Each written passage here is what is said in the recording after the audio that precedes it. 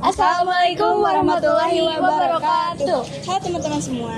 Jadi di sini kita berdua mau bikin podcast. Nah, pertama-tama kita perkenalkan dulu ya. Nama aku Aura Jeda Salima dari kelompok 2 Victoria, sektor 2 The Queens. Dan ini Nama aku Cantika Prawesti, aku dari Prodi PGSD, kelompok 9 Victoria sektor 2 The Queens. Jadi kita di sini mau ngundang narasumber yang pastinya sangat-sangat wow. Nah, mari kita undang aja ya, Kang Nadiem. Kang Nadiem.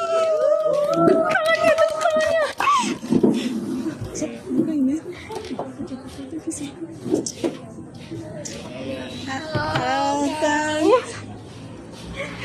Jadi di sini aku mau nanya-nanya nih, Kang. Ya, boleh. Iya, perkenalan dulu. Perkenalan dulu. Lihatnya ke sini. ke sana Kang, kamera Kang ya. Halo semuanya, perkenalkan saya Nabi Purnawirawan dari Prodi Pendidikan Multimedia Angkatan 24. Itu aja. Ya.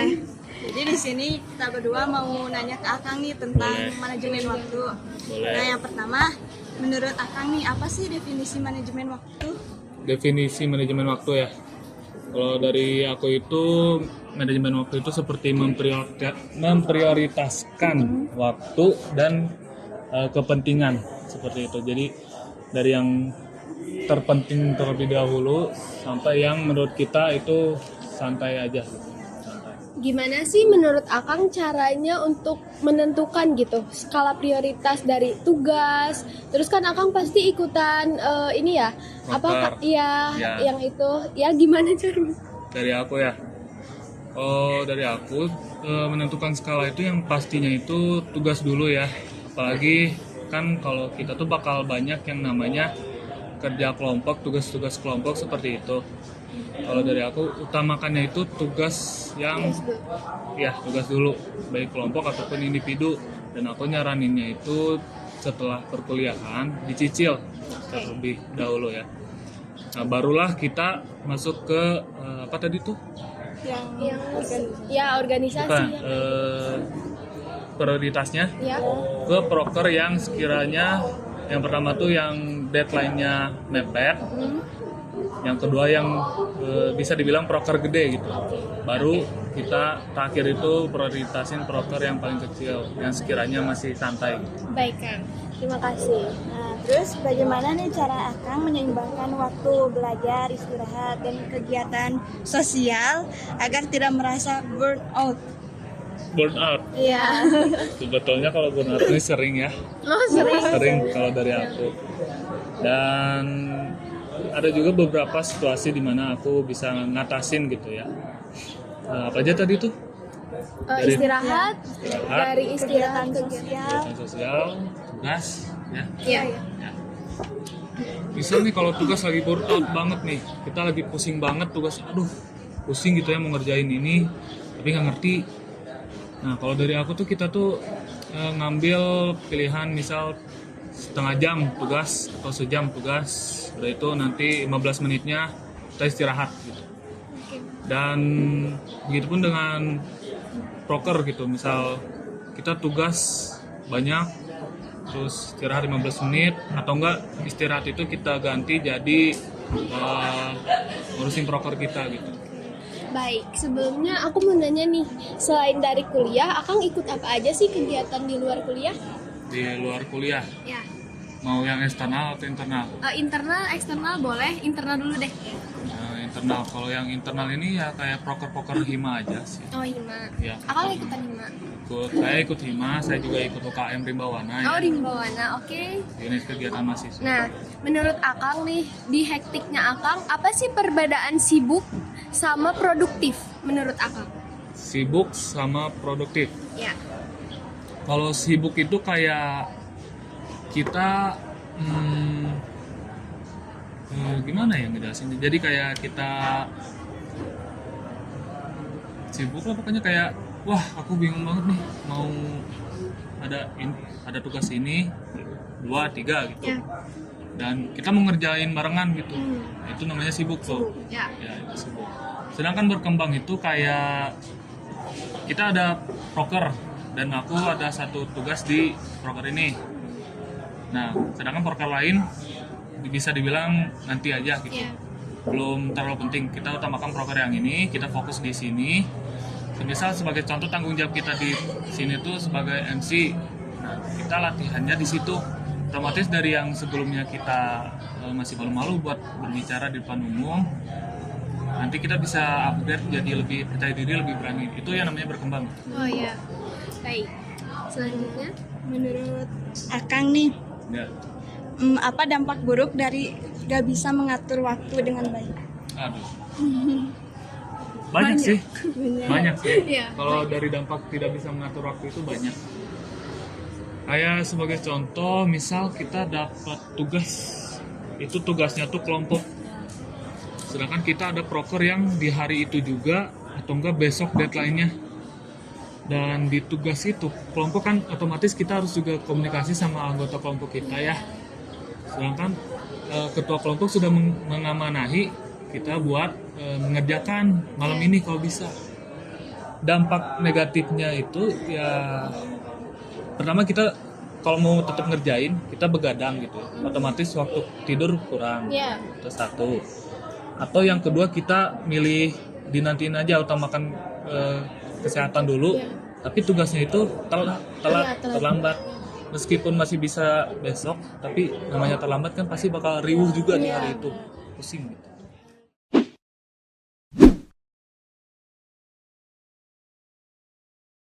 Seberapa besar sih dampak di Akangnya di kehidupan sehari Akang? Kan Akang pakai skala prioritas tentunya ya. Iya, Nah, tentu. apa sih dampak besar yang Akang rasakan kalau Akang tuh pakai gitu skala prioritas itu? Manajemen Dari waktu. dampak yang aku rasain ya, jujur buat sekarang nih aku kayak lebih gampang gitu ngaturnya. Ngatur kayak oh ini tuh lebih penting gitu, sedangkan yang ini masih bisa aku nantiin. Jadi aku selesain dulu yang pertama, otomatis selesai, itu udah kelar tuh masalah tuh. Tugas-tugas sudah kelar, aku jadi rasa lega dong. Iya. Kita lanjut yang kedua, itu ngebuat kita fokus lagi ke sini yang kedua nih, selesai, dan itu perlahan-lahan bisa ngebuat kita lega gitu, jadi lebih plong, nggak kayak yang aku bilang tadi sibuk, aduh ini ada tugas dikerjain Ujung-ujungnya barengan, burn out. ya burn out jadinya. Jadi itu pentingnya skala prioritas. Terus menurut Akang, Ya. alat atau teknik manajemen waktu apa nih yang paling Akang sukai dan mengapa? Alat dan teknik Iya, Kan manajemen. ada tuh nama-namanya Kang, kayak metode apa sih namanya yang pakai es batu tuh, yang itu bisa buat apa ya? Kalau kita belajar tuh ada yang tekniknya namanya apa ya? Aku Ya. lupa lagi, tapi 25 menit belajar, 5 menit istirahat gitu. Ada kan yang kayak Nah, gitu yang ya. Akang pakai nggak kira-kira yang kayak gitu? Kalau aku sih sebetulnya pakai juga, cuman karena aku sudah menentukan skala prioritas, jadi Nggak jarang terlalu gitu. terpatok ke situ. Ya, nggak terlalu terpatok ke waktu. Yang Iya. penting tuh aku tuh nyelesain dulu.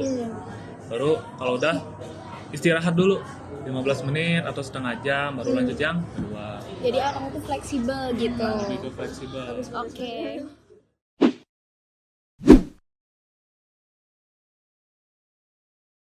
Baik, terakhir deh. Akhir. Kita sebagai mahasiswa baru mau minta tips nih dari Akang biar gak terlalu hektik. Dan saya juga ada satu pertanyaan. Sebenarnya ini dari manajemen waktu nggak masuk, tapi menurut Akang lebih baik kita tuh ikutan organisasi setelah 1 tahun, 1 semester, jadi kita masuknya di semester 2 Ya. untuk ikutan, kan katanya ada poin ya buat kita Ya, tuh. betul. Nah, kita lebih baik tuh ikutan di semester sekarang nih, awal-awal kita juga ikutan daftar juga, atau nanti aja gitu setelah semester 2 atau semester 3 gitu. Gimana menurut Akang? Yang pertanyaan pertama tadi dulu deh. Tadi Ya. apa? Apa tadi? Iya. Tips. Oh, Oh, iya. tips ya. Tips untuk manajemen waktu kan. Ya, ya. Bener kan? Iya. Tips apa tadi?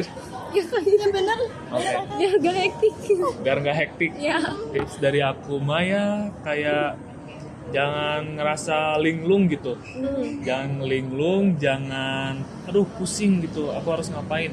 Jadi kita atur dulu dari tugas, habis itu ke proker yang besar tanggung jawabnya atau mungkin deadline-nya mepet, itu kita kerjain dulu baru ke yang santai. Ya.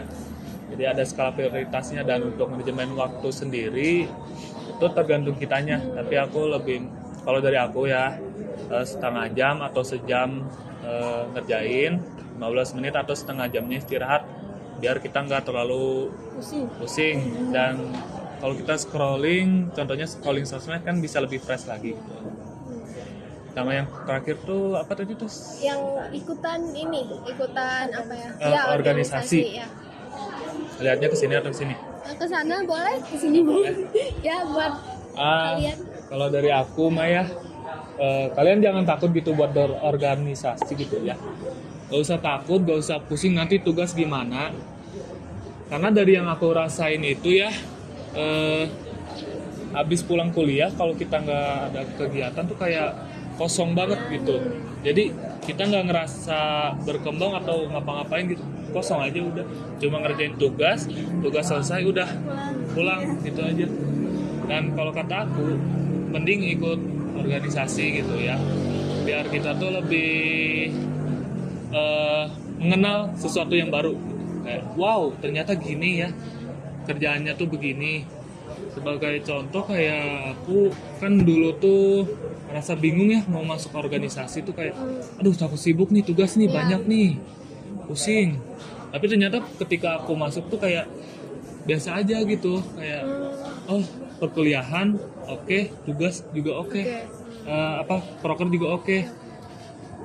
Dan tergantung prioritas saja sih. Kalau menurut Akang mending kita ikutan sekarang FOMO-FOMOan nih di semester awal, atau mending tunggu dulu deh 1 semester baru di semester depan ikutan, mending gimana kalau menurut Akang? Oh iya.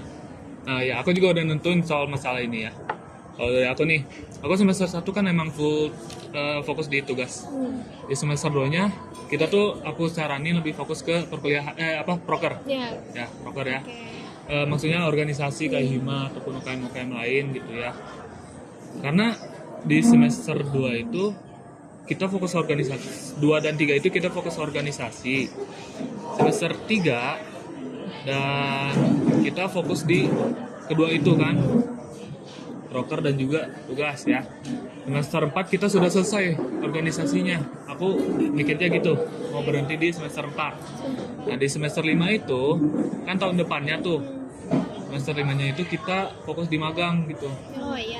Ya, di magang ataupun kita nyari pelatihan bootcamp atau NDCAT kayak di luar gitu, eksternal gitu ya, di luar kampus, biar kita bisa mencari relasi gitu. Atau enggak dari semester 4 juga bisa.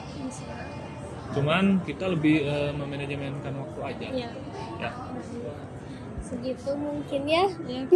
Pertanyaan dari kita. Gitu. Ya Kang, terima kasih ya Kang. Terima kasih untuk waktunya ya Kang. Oke guys, segitu aja Dari kita berdua dan narasumber kita tercinta Kang Nadif. Jadi ya, wassalamualaikum Wassalamualaikum warahmatullahi wabarakatuh. Dadah.